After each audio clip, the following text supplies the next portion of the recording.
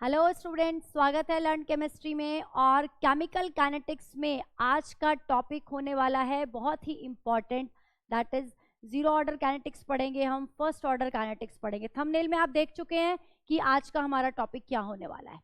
देखिए, जब हम रेट ऑफ रिएक्शन की बात करते हैं, रेट ऑफ रिएक्शन समझ गए होंगे, प्रीवियस वीडियो से आपने समझ लिया होगा। अगर नहीं पढ़ा है अब तक तो लिंक डिस्क्रिप्शन बॉक्स में आपको मिल जाएगा।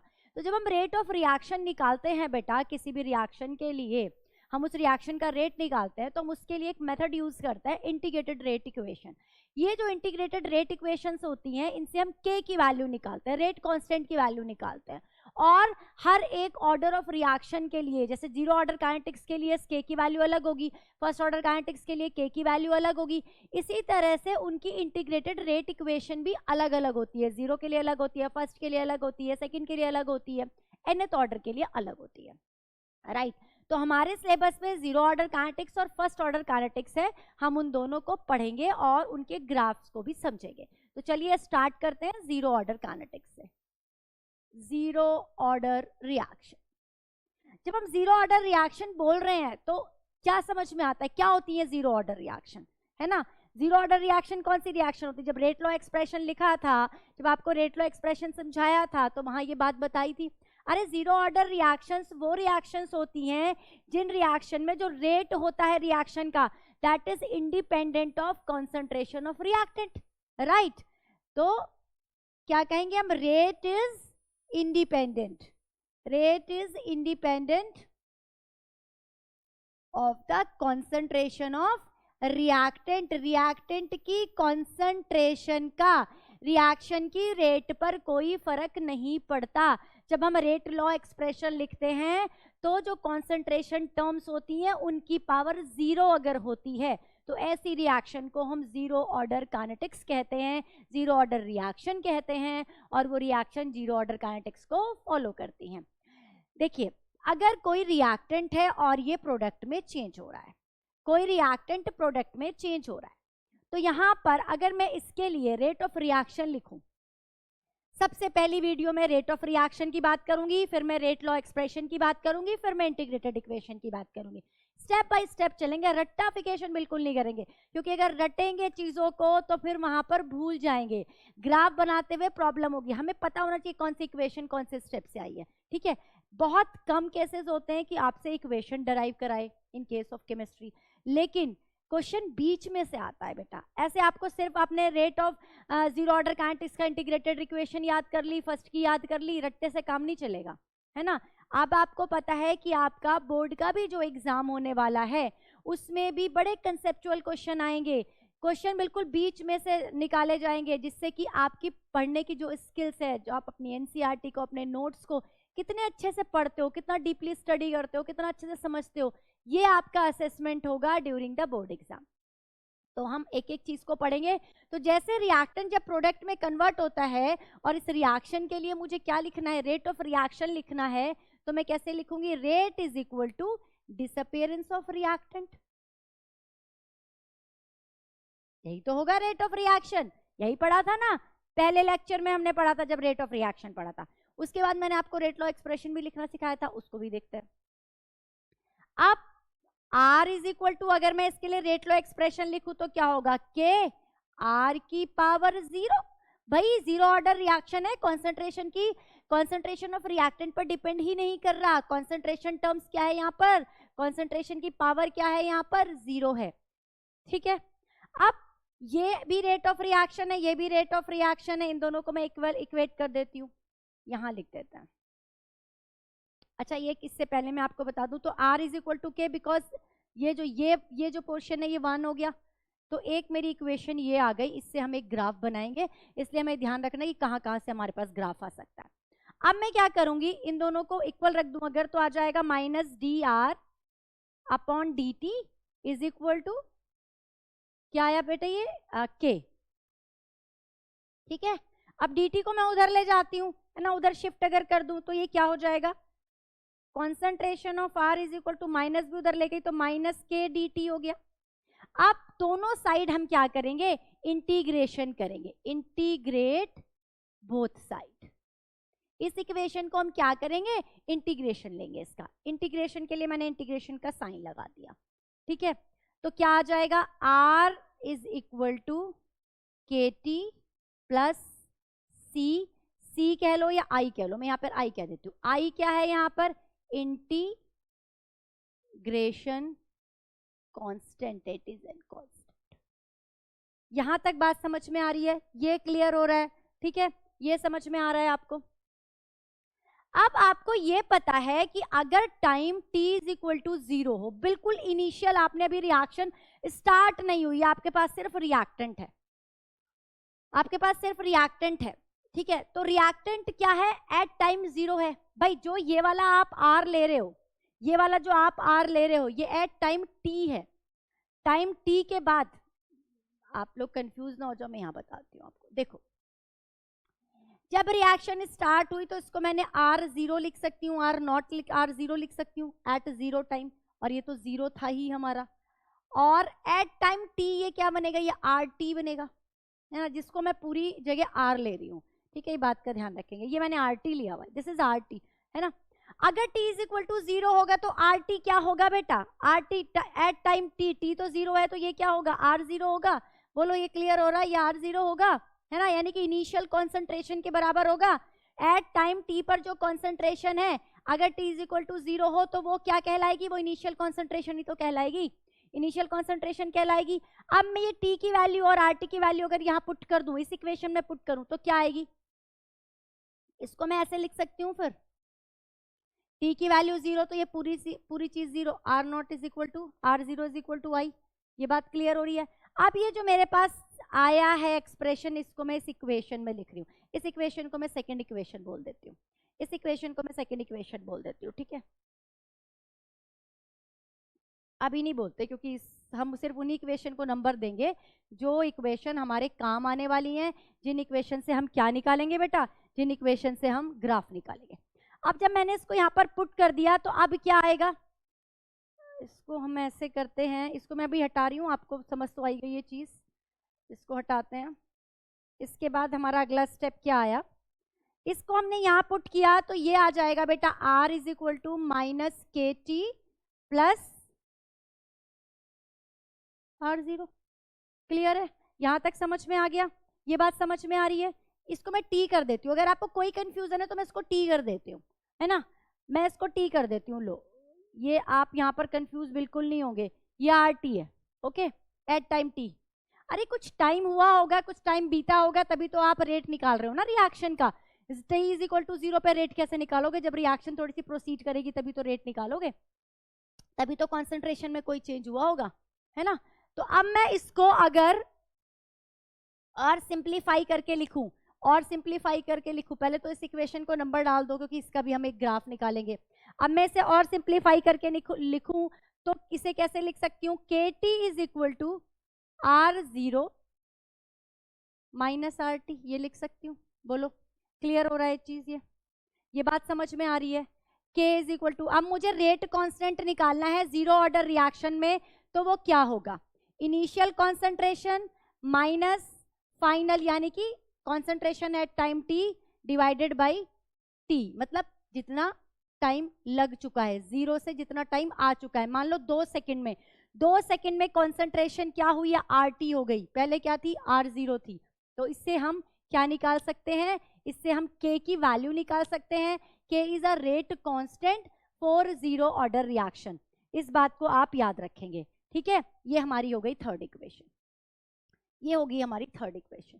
क्लियर है, इसकी हेल्प से हम क्या निकालेंगे बेटा, इसकी हेल्प से हम K की वैल्यू निकालते हैं, राइट। अब क्या करेंगे, अब क्या करेंगे हम, अब हम ये करेंगे कि अगर हम K की वैल्यू, हमें R0 की वैल्यू पता है, R0 मतलब R0 की 0 at time t is equal to 0 पर मेरे को R की वैल्यू पता है क्या है, मुझे टाइम t पर RT की वैल्यू पता है क्या है, टाइम t पता है, तो मैं K निकाल पा रही हूं। लेकिन बाय चांस मुझे अगर नहीं पता, तब मैं क्या करूंगी, तब मैं ग्राफिकल मेथड से भी इस क्वेश्चन को कर पाऊंगी। तो K can be evaluated by this equation. देखो ये इस इक्वेशन को देखकर क्या समझ में आ रहा है, इस इक्वेशन को देख के ये समझ में आ रहा है y is equal to M X plus C. बताओ समझ में आ रहा है कि नहीं, स्ट्रेट लाइन की इक्वेशन मिल रही है कि नहीं मिल रही। तो अगर मैं y पर मैं ये क्या ले लूं, कॉन्सेंट्रेशन एट टाइम t है ना, x पर क्या ले लूं, x पर मैं ले लूं टाइम t, तो ग्राफ क्या आएगा, नेगेटिव स्लोप के साथ आएगा, नेगेटिव स्लोप के साथ आएगा। स्लोप क्या देगा मुझे, स्लोप देगा माइनस के की वैल्यू। इंटरसेप्ट क्या है यहाँ पर, इंटरसेप्ट है बेटा आर नॉट, आर जीरो। क्या ये बात समझ में आ रही है, क्या आपको ये ग्राफ समझ में आ रहा है, ये ग्राफ समझ में आ रहा है। ये जीरो ऑर्डर का ग्राफ है, बहुत बहुत इंपॉर्टेंट है इस चैप्टर में, न्यूमेरिकल इंपॉर्टेंट है as well as graphical method से ऑर्डर निकालना भी इंपॉर्टेंट है। आपको डिफरेंट डिफरेंट तरीके से वो ग्राफ दे सकता है और आपसे पूछ सकता है कि ये ग्राफ कौन से ऑर्डर को शो कर रहा है, ठीक है, ये कौन से ऑर्डर को डिनोट कर रहा है। एक और ग्राफ निकालते हैं। अगर हम रेट ऑफ रिएक्शन और कॉन्सेंट्रेशन में ग्राफ निकालें तो क्या ग्राफ आएगा, ये देख रहे हो, ये देख रहे हो, ये तो मैंने इक्वेशन 2 से निकाला। इक्वेशन 1 को अगर मैं यूज करूं तो रेट तो इनिशियल कॉन्सेंट्रेशन पर डिपेंड ही नहीं कर रहा, रेट तो कॉन्सेंट्रेशन पर डिपेंड ही नहीं कर रहा, तो मुझे एक स्ट्रेट लाइन मिलेगी, तो मुझे एक स्ट्रेट लाइन मिलेगी। क्लियर है, समझ आ गया। अगर बाई चांस आपसे ये भी पूछ लिया कि भैया रेट में और टाइम में ग्राफ निकालो, तो इक्वेशन 1 में आपको टाइम दिखाई दे रहा है, क्या रेट टाइम पर डिपेंड कर रहा है, क्या नहीं डिपेंड कर रहा, रेट टाइम पर डिपेंड ही नहीं कर रहा। यहाँ तो रेट ऑफ रिएक्शन है ही नहीं ना, यहाँ तो के, अगर टाइम है तो यहाँ आर नहीं है ना, ये तो के से रिलेशन निकाल रहे हैं, ठीक है। रेट ऑफ रिएक्शन की इक्वेशन ये रही, R इज इक्वल टू के, आर इज इक्वल टू के कॉन्स्टेंट पर डिपेंड कर रहा है, ना तो टाइम पर डिपेंड कर रहा है, ना इनिशियल कॉन्सेंट्रेशन पर डिपेंड कर रहा है। ओके तो ये तीनों ग्राफ किससे रिलेटेड है, हमारे जीरो ऑर्डर काइनेटिक्स से रिलेटेड है, जीरो ऑर्डर रिएक्शन से रिलेटेड है। आई होप आपको जीरो ऑर्डर रिएक्शन बहुत अच्छे से समझ में आ गई होगी। जीरो ऑर्डर रिएक्शन होती क्या है, उसका रेट लॉ एक्सप्रेशन लिखा, इंटीग्रेशन किया, इंटीग्रेटेड रिएक्शन लिखी, उसको सिंप्लीफाई करके लिखा, न्यूमेरिकल में इसको यूज करेंगे, ग्राफ के लिए इन दोनों इक्वेशन को हमने यूज किया। क्लियर, समझ आ गया, ये तीनों ग्राफ समझ में आ गए। अब यहाँ पे एक चीज और पढ़ेंगे, that is half life period. Half life period, half life भी बोलते हैं शॉर्ट में। हाफ लाइफ क्या होता है, हाफ लाइफ क्या होता है, हाफ लाइफ मतलब कोई रिएक्शन अगर कंप्लीट हो रही है, मान लो टाइम टी में हो रही है, ठीक है, टाइम टी लग रहा है, वो उसका लाइफ टाइम हुआ, ठीक है, लेकिन रिएक्शन अगर आधी कंप्लीट हुई है तो आधा टाइम हुआ वो, तो उसको हम क्या कहेंगे, टी हाफ। बोलो क्लियर हो रहा है। टी में अगर एक टाइम टी में पूरी रिएक्शन कंप्लीट हो रही है तो उसका टी हाफ क्या होगा, हाफ लाइफ टाइम होगा ना, हाफ लाइफ होगा ना उसका। क्लियर है, तो the time in which the concentration of the reactant becomes half, the time in which the concentration of reactant is reduced to half of the initial concentration is called half life of that particular reaction, right? इसमें क्या होती है, तो हमारी reaction है वो आधी complete हो जाती है, time taken in half completion of the reaction. तो इसका मतलब टी यहाँ पे जो हम बार बार टी यूज कर रहे हैं वो क्या हो जाएगा, टी क्या हो जाएगा, टी हाफ हो जाएगा। टी को मैं टी हाफ लिख लूं, और जिसे मैं कॉन्सेंट्रेशन आर कह रही हूं, जिसे मैं कॉन्सेंट्रेशन आर टी कह रही हूं, ये एट टाइम टी पर है, लेकिन टी हाफ पर ये कितना होगा, टी हाफ पर ये कितना होगा, आर बाई टू होगा। बोलो आर बाई टू का मतलब आर 0/2, इनिशियल कॉन्सेंट्रेशन का आधा रह जाए। अगर आपने 10 मोल पर लीटर लिए हैं और ये 5 मोल पर लीटर बच गए, समझ आ रही है मेरी बात, यानी कि आधी रिएक्शन कंप्लीट हो गई, आधे कन्वर्ट हो गए प्रोडक्ट में, तो इसमें जो टाइम लगा 10 से 5 होने में, that is called half life, that is called half life of the reaction. तो हम ये समझ में आ गया कहां से किया हमने। अब इस वाली चीज को इस रिएक्शन में पुट कर दो, तो K is equal to R0, R at 0 and R at half, and time हो जाएगा T हाफ। R0 में से R0/2 माइनस होगा तो क्या बचेगा,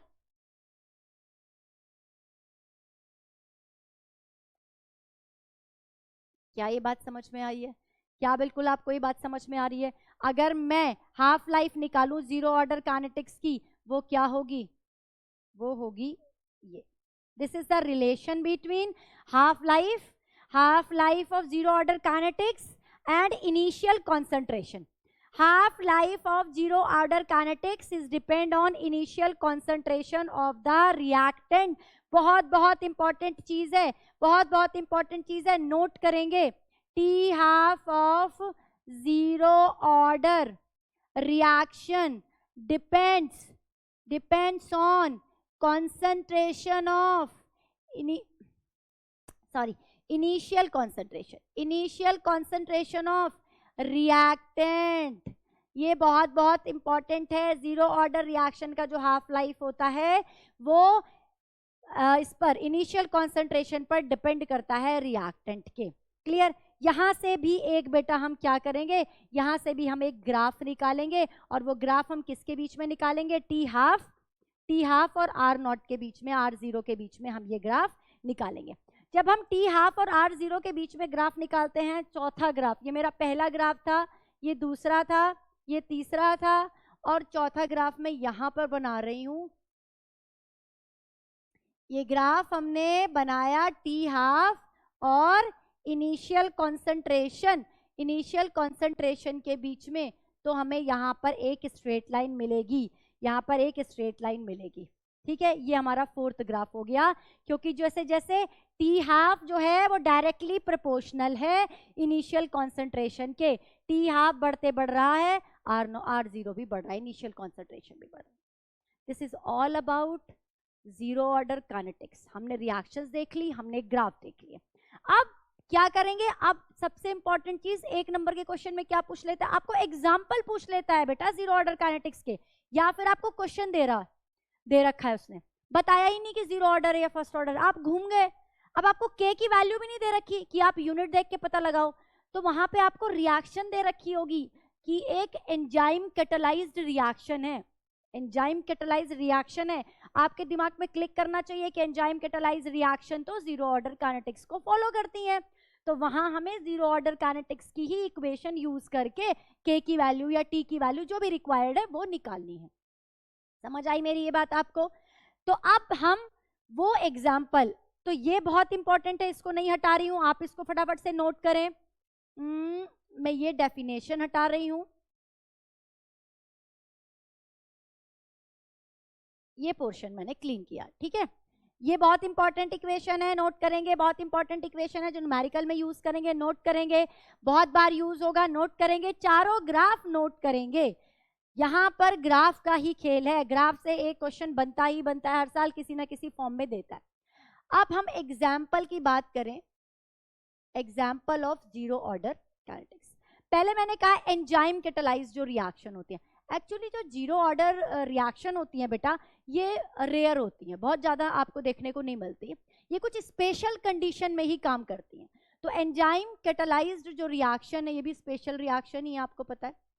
तो एंजाइम कैटालाइज्ड जो रिएक्शन है, these are also zero order kinetics. और जो रेट ऑफ रिएक्शन है ना, यहाँ पे एंजाइम की एक्टिविटी पर डिपेंड करता है.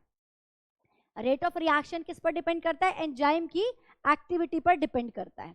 क्लियर हो गया? तो enzyme catalysed reaction are the example of zero order reaction. दूसरा एग्जांपल क्या है हमारा? सेकंड एग्जांपल क्या है हमारा? सेकंड एग्जांपल है बेटा decomposition of gases on metal surface. Decomposition of metal of gases, sorry, decomposition of gases at metal surface. इसका कुछ एग्जाम्पल देखेंगे. अमोनिया का डिकम्पोजिशन हो जाए एट प्लेटिनम, अमोनिया का decomposition at higher concentration, high concentration पर प्लेटिनम की surface पर होगा, तो जीरो ऑर्डर काइनेटिक्स को फॉलो करेगा. क्लियर है? फॉलो करेगा. डिकम्पोजिशन ऑफ NO2, NO2 का डिकम्पोजिशन हो जाए, NO2 का डिकम्पोजिशन हो जाए नाइट्रोजन और ऑक्सीजन में, प्लेटिनम, हॉट प्लेटिनम के ऊपर. ठीक है, मेटल भी यहाँ पे गर्म मेटल होती है, हॉट मेटल सरफेस पर ये डिकम्पोजिशन होता है, तो ये जीरो ऑर्डर काइनेटिक्स को फॉलो करता है. साथ ही थर्मल डिकम्पोजिशन हो जाए HI का, थर्मल डिकम्पोजिशन हो जाए HI का गोल्ड की सरफेस पर, गोल्ड की सरफेस पर टेम्परेचर हाई है, टेम्परेचर हाई है, मेटल गर्म है, उस पर डिकम्पोजिशन हो रहा है इन गैसेस का, तो ये सारे के सारे जीरो ऑर्डर काइनेटिक्स को फॉलो कर रहे हैं। बात समझ में आ रही है? अब एक और रिएक्शन थर्ड जो एग्जांपल है that is photochemical reaction. Photochemical जो रिएक्शन है, फोटोकेमिकल रिएक्शन जो है वो भी जीरो ऑर्डर काइनेटिक्स को फॉलो करती हैं, ठीक है। जैसे हाइड्रोजन गैस ने Cl2 गैस के साथ रिएक्शन करके HCl बनाया, फोटोकेमिकली ये रिएक्शन हुई है और हमें HCl मिला है। ये रिएक्शन भी जो होती है ये जीरो ऑर्डर काइनेटिक्स को फॉलो करती है। तो ये सब हमने जीरो ऑर्डर काइनेटिक्स से रिलेटेड चीजें पढ़ी और आई होप आपका जीरो ऑर्डर काइनेटिक्स से कोई डाउट नहीं रहने वाला है। इसको जल्दी से नोट कीजिए। इसके बाद हम डिस्कस करेंगे फर्स्ट ऑर्डर काइनेटिक्स से रिलेटेड सारी चीजें। अब बात करते हैं फर्स्ट ऑर्डर काइनेटिक्स की। फर्स्ट ऑर्डर रिएक्शन आपको पता है कौन सी होती है? फर्स्ट ऑर्डर रिएक्शन वो रिएक्शन होती हैं जिसमें जब आप रेट लॉ एक्सप्रेशन लिखते हो तो कॉन्सेंट्रेशन की जो पावर होती है बेटा 1 होती है। उनको हम क्या कहते हैं? उनको हम क्या कहते हैं? फर्स्ट ऑर्डर रिएक्शन कहते हैं। फर्स्ट ऑर्डर काइनेटिक्स को वो फॉलो करती हैं। जैसे मैंने कहा एक रिएक्टेंट है और वो प्रोडक्ट में कन्वर्ट हो रहा है ना। ऐसा करते हैं, हम यहाँ से लिखना स्टार्ट करते हैं क्योंकि फिर ग्राफ बनाते हैं तो हमारा बोर्ड में ना सारा हौच पौच हो जाता है। हम इस बोर्ड को 2 में डिवाइड कर लेते हैं पहले। ओके, तो जो रिएक्टेंट है वो प्रोडक्ट में कन्वर्ट हो रहा है ना। अब जब ये रिएक्टेंट प्रोडक्ट में कन्वर्ट हो रहा है तो इनिशियली क्या होगा? Initially T is equal to 0 पर तो ये R 0 होगा और तो ये 0 ही होगा, प्रोडक्ट थोड़ा ही बना है। जब थोड़ा सा टाइम चला तो इसका ये क्या हो गया? एट टाइम T पर कॉन्सेंट्रेशन की हम बात करेंगे। एट टाइम T पर कॉन्सेंट्रेशन क्या है? अब जब मेरे को कहा कि इसका रेट ऑफ रिएक्शन लिखो तो इसका रेट ऑफ रिएक्शन क्या होगा बेटा? Disappearance of reactant. यही तो हुआ। रेट ऑफ रिएक्शन क्या हुआ? रेट ऑफ रिएक्शन हुआ कि concentration of reactant, change in concentration of reactant with time, और माइनस क्या लगेगा क्योंकि ये डिसअपीयर हो रहा है रिएक्शन के अंदर। अब रेट लॉ एक्सप्रेशन लिखने के लिए कहा गया तो रेट लॉ एक्सप्रेशन मैंने इसके लिए लिखा K R की power 1। This is the rate law expression, है ना। पावर 1 है, it means it is a first order reaction. It is a first order reaction. इस इक्वेशन को मैं इक्वेशन 1 मार्क कर देती हूँ, ठीक है। अब दोनों ही आ रहे हैं तो इक्वेशन को इक्वेट कर दिया जाए। चलिए तो कर देते हैं dr/dt is equal to KR, right. अब मैं ये सेम सिमिलर जो टर्म है उन्हें एक तरफ ले जाती हूँ, R यहाँ पे आ जाएगा और ये क्या हो जाएगा? माइनस को भी इधर ले जाती हूँ, चलो माइनस के dt कर देता है। अब इंटीग्रेट कर दूं दोनों साइड, इंटीग्रेशन करेंगे दोनों साइड। भाई हम इंटीग्रेटेड इक्वेशन लिख रहे हैं ना यहाँ पे, फर्स्ट ऑर्डर की इंटीग्रेटेड इक्वेशन निकालेंगे। अब जब मैं इसका इंटीग्रेशन करूंगी तो ये आ जाएगा बेटा ln r, ठीक है। dr/r क्या, जब हम इंटीग्रेशन करेंगे ये आ जाएगा ln r और ये आएगा minus KT plus I, where I is a integrated constant. जो ये है ये एक इंटीग्रेटेड कॉन्स्टेंट है, ठीक है। अब I यहाँ पर क्या है? इंटीग्रेटेड कांस्टेंट है। और मैंने आपको क्या बोला था कि at T is equal to 0 R की कॉन्सेंट्रेशन क्या होती है? इनिशियल कॉन्सेंट्रेशन R 0 होती है। तो अगर T 0 है, अगर T 0 है, बात मेरी समझ रहे हो, तो R क्या हो जाएगा? 0 हो जाए, R 0 हो जाएगा। तो मैं यहाँ पर लिख दूं R की जगह R 0, T तो 0 हो गया इज इक्वल टू I।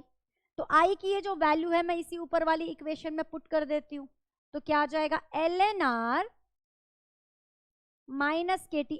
ये जो R है मैं बार बार आपको बोलती हूँ, this is RT, this is the concentration at time T, this is the concentration at time T, this is the concentration at time T। बेटा अगर यहाँ पे 0 नहीं लगा हुआ है ना, अगर 0 नहीं लगा हुआ है, इनिशियल कॉन्सेंट्रेशन की बात नहीं कर रहा है, फिर एट किसी सर्टेन टाइम पे कॉन्सेंट्रेशन की बात कर रहा है, सर्टेन टाइम पे कॉन्सेंट्रेशन की बात कर रहा है, प्लस ये इक्वेशन आ गई। इस इक्वेशन को हम नंबर 2 दे देते हैं, ठीक है। यहां तक क्लियर हो रहा है? यहां तक समझ आ रही है? ये इक्वेशन आपको समझ में आ रही है? अब क्या करेंगे हम? ये जो हमारा KT है, या हम इसको ln की फॉर्म में अगर लिखना चाहें, इसको ln की फॉर्म में अगर मैं लिखूं तो क्या आ जाएगा, ln R0 upon RT is equal to KT। बताओ ये क्लियर है कि नहीं है? यहां तक आपको समझ में आ रहा है कि नहीं आ रहा? यही आएगा ना, यही होगा ना, ठीक है। अब हम इसको क्या करते हैं, ln को सिंपल लॉग में कन्वर्ट कर लेते हैं, और जब हम ln को लॉग में कन्वर्ट करते हैं तो 2.303 से मल्टीप्लाई करते हैं। ये मैंने पहले भी कई बार बताया है आपको, सिंपल सी बात है ना। क्या कर रहे हैं, अब KT is equal to 2.303 log initial concentration upon concentration at time t। Clear है? अब मुझे यहां से अगर K निकालना है तो K क्या हो जाएगा, 2.303 upon T log initial concentration upon at concentration at time T, and this equation is used in many questions, in many numericals. First order kinetics के जो न्यूमेरिकल होंगे वो इसी इक्वेशन से सॉल्व होंगे बच्चे, इसी इक्वेशन को आप यूज करोगे। अच्छा, इस इक्वेशन को ना वहां पे जो न्यूमेरिकल है उसमें एक चीज और दे रखी होती है, वो जरा आपको समझाती हूँ। देखो, यही जो रिएक्टेंट जब प्रोडक्ट में कन्वर्ट हुआ, रिएक्टेंट जब प्रोडक्ट में कन्वर्ट हुआ, मैंने कहा T is equal to T0 पर इसकी कॉन्सेंट्रेशन R0 है और ये 0 है। T is equal to T पर इसकी कुछ वैल्यू बनी होगी ना, कुछ कॉन्सेंट्रेशन आई होगी ना इसकी, है ना, इसकी कुछ कॉन्सेंट्रेशन आई होगी। मैं इसको, चलो इसको A मान देते हैं, तो ये A माइनस एक्स हुआ होगा, तो इसमें से x कम हुआ तो वो x कहाँ गया, प्रोडक्ट में कन्वर्ट हुआ, प्रोडक्ट में कन्वर्ट हुआ। तो अब एट टाइम t पर कॉन्सेंट्रेशन रिएक्टेंट की ये है, एट टाइम 0 पर कॉन्सेंट्रेशन रिएक्टेंट की ये है। तो इस इक्वेशन को अगर मैं मॉडिफाई करूं तो इक्वेशन विल बी दिस,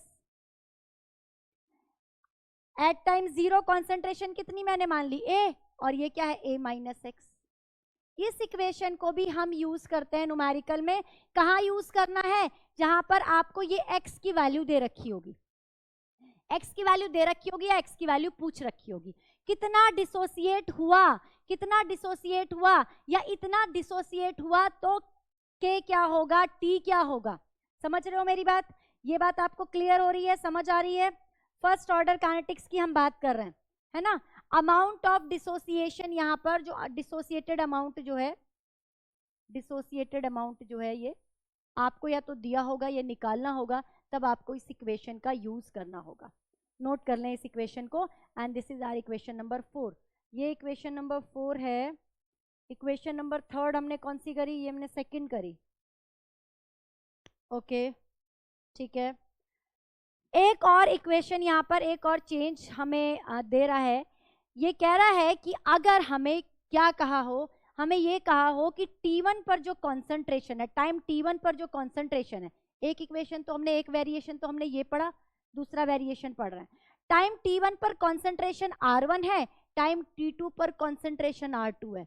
अब फर्स्ट ऑर्डर काइनेटिक्स का K कैसे कैलकुलेट करेंगे, तो बेटा K इज इक्वल टू हो जाएगा 2.303, ठीक है। उसके बाद हम बात करेंगे टाइम चेंज की, final minus initial T2 minus T1। जब हम चेंज की टाइम की बात कर रहे हैं, क्या कर रहे हैं, T2 माइनस T1 कर रहे हैं, लॉग यानी कि टाइम T1 पर कॉन्सेंट्रेशन R1 थी, इनिशियल कॉन्सेंट्रेशन ऊपर आती है, फाइनल कॉन्सेंट्रेशन नीचे जाती है।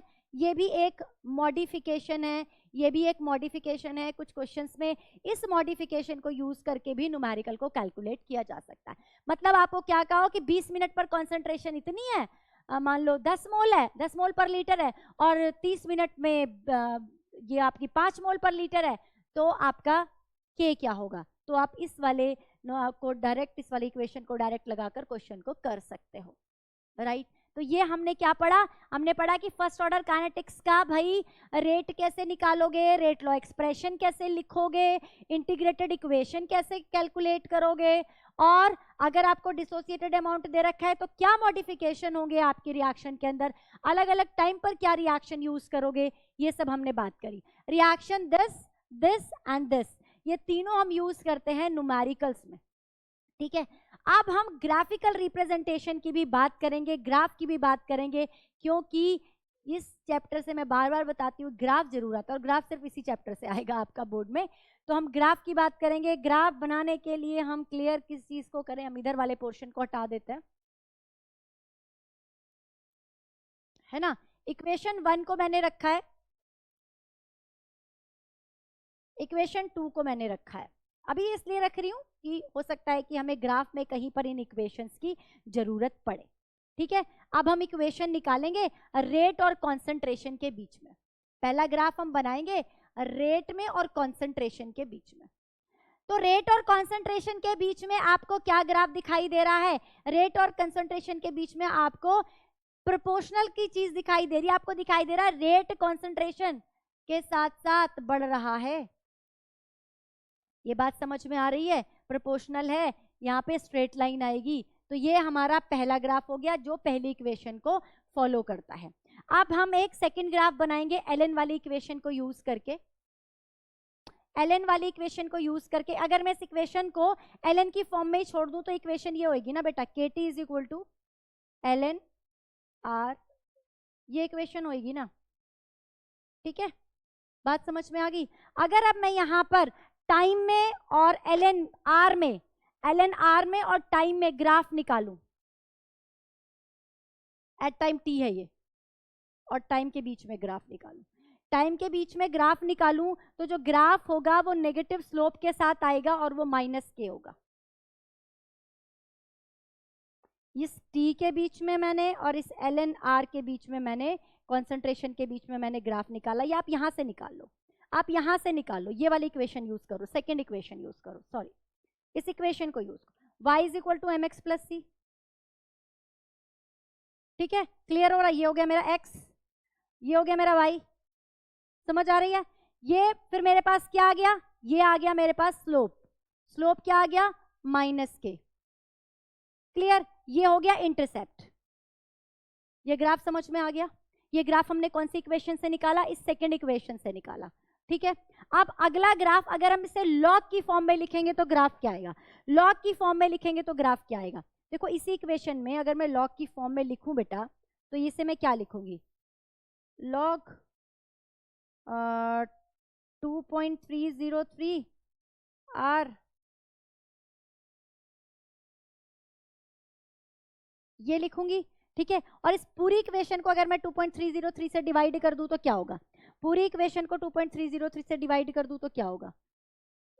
एक सेकेंड, यहां पे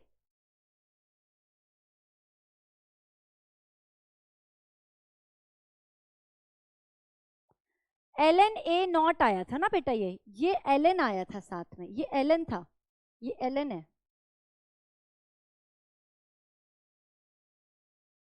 ये है ये, ठीक है। इसको भी 2.303 से मल्टीप्लाई करेंगे, लॉग 2.303 ये आएगा। अब पूरी इक्वेशन को 2.303 से डिवाइड कर दो, पूरी इक्वेशन को 2.303 से डिवाइड अगर मैं कर दूं तो ये आ जाएगा। बोलो समझ में आ रहा है? समझ में आ रहा है?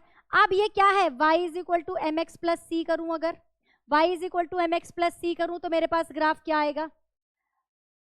लॉग आर टी और टाइम के बीच में अगर मैं ग्राफ ले रही हूं तो मुझे जो स्लोप मिलेगा, दैट विल बी नेगेटिव, उसकी वैल्यू होगी माइनस के 2.303। इंटरसेप्ट होगा लॉग आर जीरो, यानी कि initial concentration at time T. बताओ ये समझ में आ रहा है? थर्ड ग्राफ समझ में आ गया? थर्ड ग्राफ हमने यहां से निकाला, ठीक है। ये सेकंड ग्राफ निकाला, ये फर्स्ट ग्राफ था। आई होप आपको तीनों ग्राफ समझ में आ गए होंगे। ये फर्स्ट ऑर्डर काइनेटिक्स के ग्राफ है, ये फर्स्ट ऑर्डर काइनेटिक्स के ग्राफ है। चलिए अब इसके बाद हम हाफ लाइफ की बात करेंगे। ये सारी चीजें नोट हो गई, हाफ लाइफ की बात करते हैं फर्स्ट ऑर्डर काइनेटिक्स में। देखो बेटा, हाफ लाइफ जैसे कि मैंने पहले बताया, डेफिनेशन तो सेम ही रहने वाली है, डेफिनेशन तो सेम ही रहने वाली है ना, कि भाई हाफ लाइफ क्या होती है? वो टाइम पीरियड जिसमें आपका इनिशियल कॉन्सेंट्रेशन आधी रह जाए, है ना, रिएक्शन आधी कंप्लीट हो जाए, आधा रिएक्टेंट प्रोडक्ट में कन्वर्ट हो जाए, that is called half life, that is called half life. तो half life of first order reaction की अगर हम बात करें,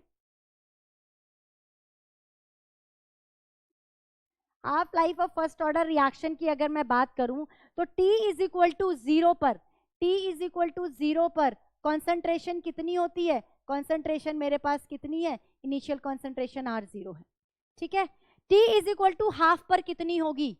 T is equal to T half पर कितनी होगी? इनिशियल कॉन्सेंट्रेशन की आधी होगी, इनिशियल कॉन्सेंट्रेशन की आधी होगी। बताओ ये समझ में आ रहा है? अब मैंने अगर ये लिखा K is equal to 1/T, अगर मैं ln की फॉर्म में लिखूं तो ये क्या हो जाएगा? Initial concentration upon final concentration, initial concentration upon final concentration. क्या आएगी यहाँ पर वैल्यू? क्या आएगी यहाँ पर वैल्यू? ये क्या आ गया? ये 2 ऊपर चला जाएगा, ln2 हो जाएगा। ये क्या हो जाएगा? ln2 हो जाएगा। तो इसको T हाफ कर देंगे, तो K is equal to 1/T half. T half को इधर ले जाती हूँ मैं, T हाफ को हम इधर ले जाते, T हाफ निकाल रहे हैं हम इस इक्वेशन से, 1/K ln, ये आएगा, ठीक है, ये आ जाएगा ln2। ln2 की जो वैल्यू होती है वो होती है 0.693 के। अगर आप सॉल्व करोगे ln2 की जो वैल्यू होती है वो होती है 0.693, 0.693। अगर आप इसे लॉग में कन्वर्ट करना चाहते हो तो लॉग में कन्वर्ट कर लो। लॉग में कन्वर्ट करके भी मैं आपको दिखाती हूँ। देखो लॉग में कन्वर्ट करोगे तो क्या हो जाएगा? 2.303 log 2। क्लियर? यही तो लिखेंगे, ln की जगह क्या आ जाएगा? 2.303 log। अब log 2 की वैल्यू होती है 0.303, log 2 की वैल्यू होती है 0.3010, 0.3010। अब मैं क्या करूं? 2.303 इंटू 0.3010, इसकी जो वैल्यू आएगी कैलकुलेट करके 0.693 ही आएगी। तो आपका T half is equal to हो गया 0.693/K।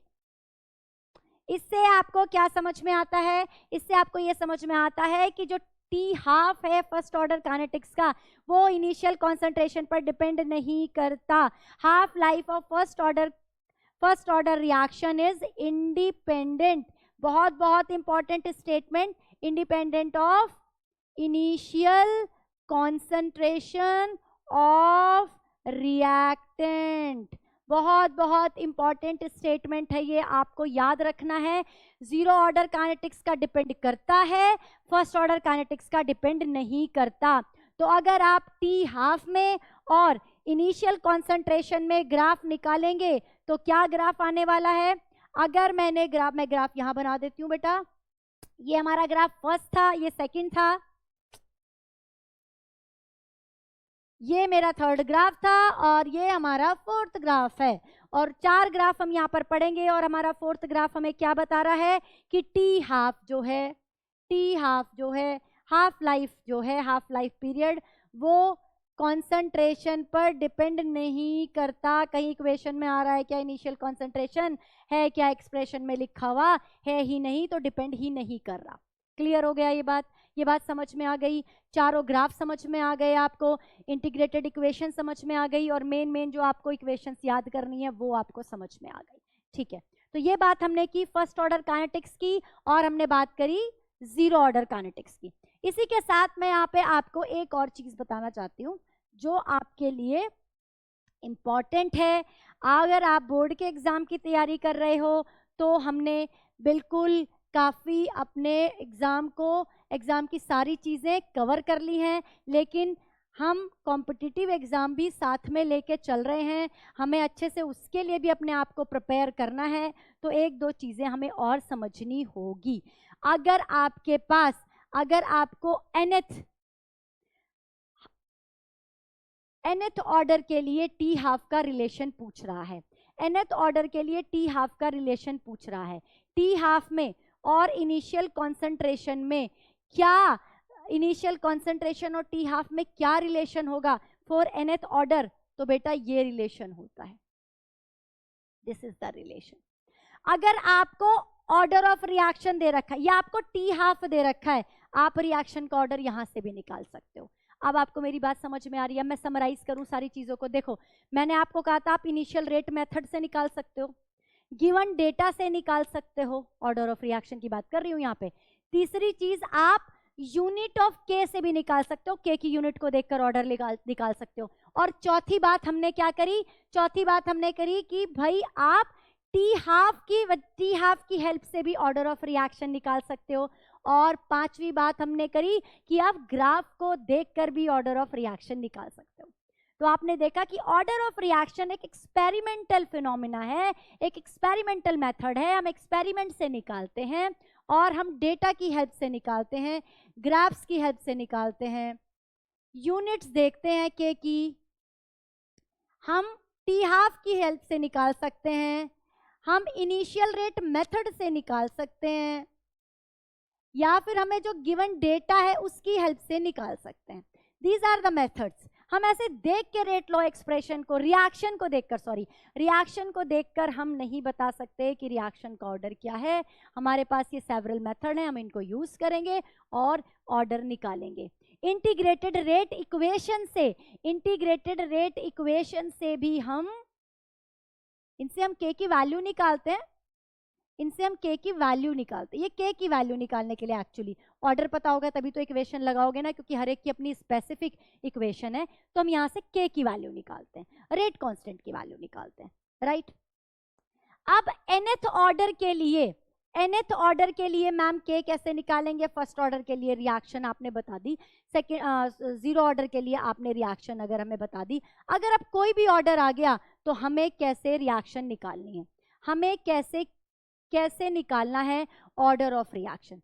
तो बेटा ऑर्डर ऑफ रिएक्शन के लिए जरूरी है कि आपको ये पता हो कि टी की वैल्यू दे रखी होगी आपको क्वेश्चन में, है ना। टी की वैल्यू दे रखी होगी, आपको ऑर्डर दे रखा होगा आपको रिएक्शन का और के पूछ रहा होगा, या फिर आपको ऑर्डर दे रखा होगा, के दे रखा होगा और टी पूछ रहा होगा। क्लियर हो गया? तो क्या होता है, r की power n-1 -1 upon initial concentration की पावर n-1।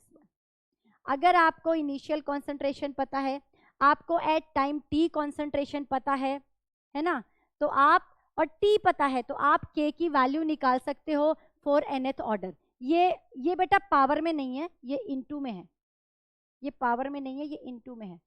तो this is the equation for nth order and this is relation of t half for nth order।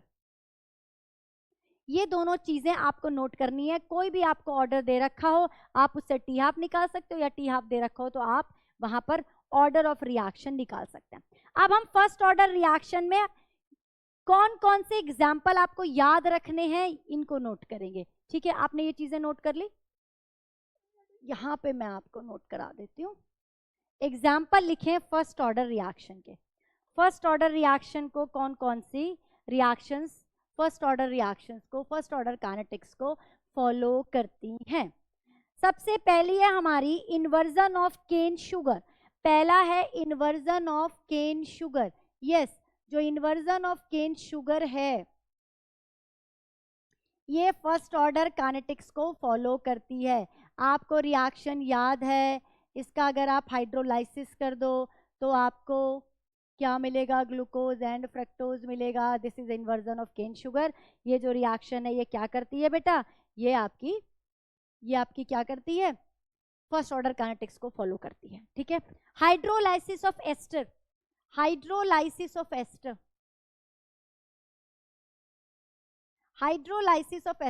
आप एस्टर का हाइड्रोलाइसिस करो H2SO4 की प्रेजेंस में, अल्कोहल और एसिड बनता है। ये जो रिएक्शन है ये भी फर्स्ट ऑर्डर रिएक्शन को फॉलो करती है। Decomposition of H2O2,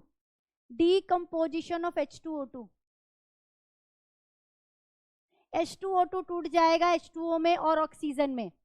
nuclear reactions जो हैं, जो न्यूक्लियर एक्टिविटीज हैं, वो सारे के सारे जो न्यूक्लियर रिएक्शन है, न्यूक्लियर एक्टिविटी है, एक्टिविटी लिख लो, nuclear, all problem related to nuclear activity, है ना। रेडियो एक्टिविटी वगैरह जहां पे हो रही है वो सब क्या होंगी, फर्स्ट ऑर्डर काइनेटिक्स को फॉलो करेगी। Growth and decay of bacteria, ये वाली जो रिएक्शंस हैं वो भी फर्स्ट ऑर्डर काइनेटिक्स को फॉलो करती हैं। Decomposition of NH4NO2 ammonium nitrite, ये भी आपका क्या है, फर्स्ट ऑर्डर काइनेटिक्स है। फर्स्ट ऑर्डर काइनेटिक्स की हमने ये सारे एग्जाम्पल पढ़े, these are important example of first order kinetics जो फर्स्ट ऑर्डर काइनेटिक्स को फॉलो करते हैं। आई होप आपको ये सारी चीजें बहुत अच्छे से समझ में आ गई होंगी, क्लियर हो गई होंगी। इसके बाद हम बात करेंगे स्यूडो फर्स्ट ऑर्डर काइनेटिक्स की, और एक फर्स्ट ऑर्डर रिएक्शन में ना अगर वो गैसियस फेज में हो रही होगी तब क्या चेंजेस होते हैं, तब हम कौन सी इक्वेशन को यूज करेंगे और कैसे हम लगाएंगे इंटीग्रेटेड इक्वेशन को, वो भी समझेंगे। लेकिन ये सब करेंगे हम अपनी नेक्स्ट वीडियो में, तब तक ऐसे ही पढ़ते रहिए और बढ़ते रहिए।